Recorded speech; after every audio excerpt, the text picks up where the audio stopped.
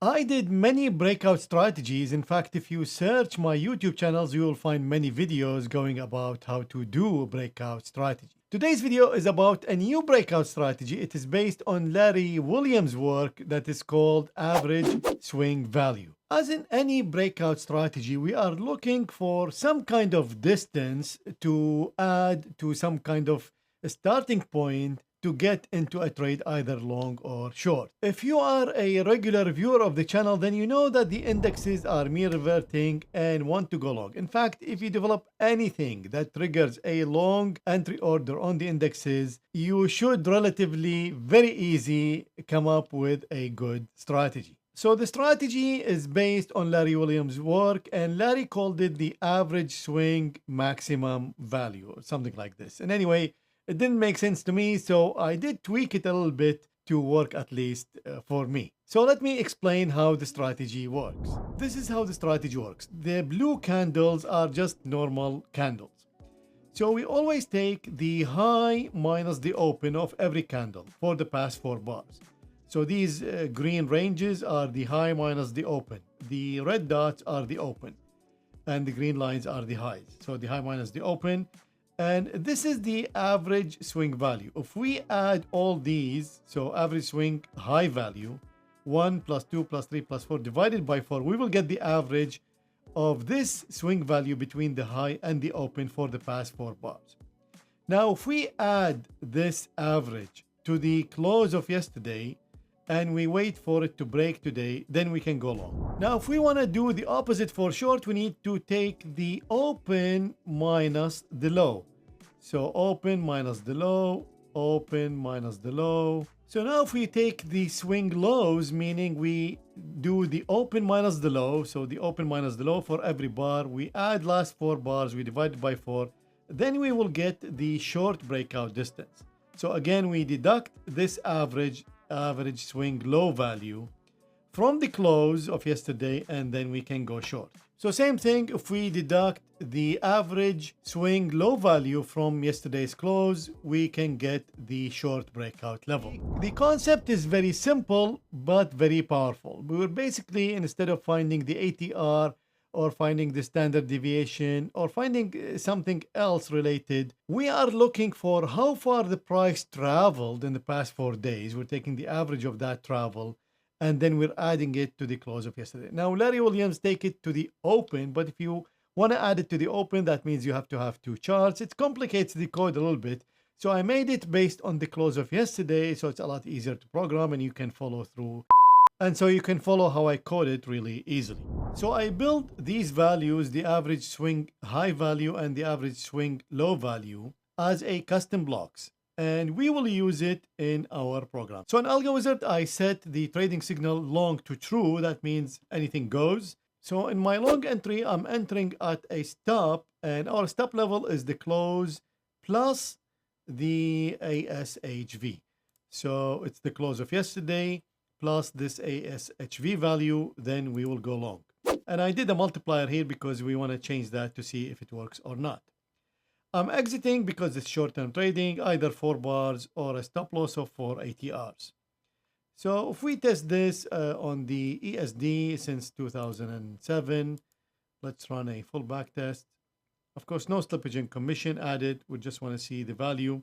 So we have about 517 trades starting in 2008, averaging $258 with $41,000 drawdown. This is really already a really good system. No tweaking, no nothing. But let's see if we change this, maybe go quarter. So this is a little bit worse. And maybe if we go quarter up, and this looks better, it makes more money and a higher drawdown. So it depends on what you want. Like I mentioned, all indexes just need a reason to go up. So if you just build something, a little bit of thought behind it, it should work nicely on the indexes long. So remember, we have the average swing low value to go short. This space, close minus this value, we should go short. But of course, the indexes, like I mentioned, have a mean reverting and long bias. So if I go long again here, this should also theoretically work. So I will wait for the price to dip here and I will put a limit order to go long. So this is the short entry and I'm entering at limit, and notice that I'm going long. So to SQX, this is actually doesn't mean short. I mean, it's just separating the signal. So of course you can still go long here because I'm saying the direction is long. So it will go long. Now I'm gonna need to set the true now to the short signal. So I know it's a little bit confusing, but it's a lot easier to program. So now we are using, it's like we have two short signal. We switch this off, we switch this on. So now in the short entry, again, I'm going long, but now I'm waiting for a limit order. So that means I'm waiting for the price to hit this level in order for me to go long. And again, I'm using the ASO. So we need to switch this AS low. So I'm using the average swing low value times 2125. And let's see. So it's not the best, but it's still doable. Let's try different values. So let's see 1. So 1 looks much better. So it's 100,000 with 47,000 drawdown. The open one is 51,000 drawdown, but still really good average trade. And of course, both strategies lose in 2022 because we have a crash in the market. So you see, even the short side, the short level, if we wait for it to go long, we are still making money. That shows how the bias in the indexes and in fact all stocks is really good. Now that doesn't mean the indexes and the stocks inside it don't go low or short.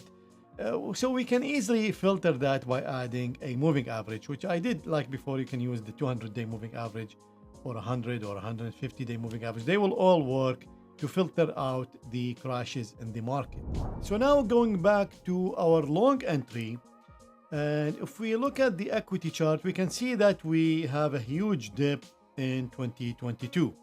So like I mentioned, if we add just a simple filter, so let's say the moving average. So if we now add the moving average filter, which is close greater than the 100-day moving average, we can see that we save ourselves from the huge drawdown in 2022, but of course we lose also a lot of the profits. So the filter helps a lot by reducing our drawdown and getting us out of the market when the market is crashing. Of course, the caveat is you lose some of the returns. Now, what if we use the same filter, which is don't trade if you are below the 100-day moving average? We can use that to go short when we are below the 100-day moving average. Because think about it, when we are below the 100-day moving average, that means we are basically crashing, and then we can use the breakout to the downside. So we can use the average swing low value to go short now instead of using it to go long before. So now we are going short, so the signal for short is true, and I have the filter, which is the close below the 100-day moving average. So now we are using the short entry, enter at a stop level, and our stop level is the ASLV, which is the average swing low value times 125. But since we are going short, we know the indexes move very fast, so we're exiting after 1 bar, profit target of 180R or stop loss of 180R, because we want to enter and exit really fast. And we can see the strategy is not the best. I mean, we are profitable, we are making good average trade, 210, 24,000 drawdown, and overall making 41,000. But of course, you see the equity chart where you have a huge stagnation period. And of course, we know it's going to make really good money on 2022 because we saw the opposite strategy losing a lot of money in 2022, which of course tells us that combining these in a portfolio will be really good. So let's try that. Okay, so I brought all the strategy. So this is the breakout long side, and we can see the strategy is really good, losing a lot of money in 2008 with $47,000 in drawdown in 2022. And then this is the long, but waiting for the price to hit the average swing low value.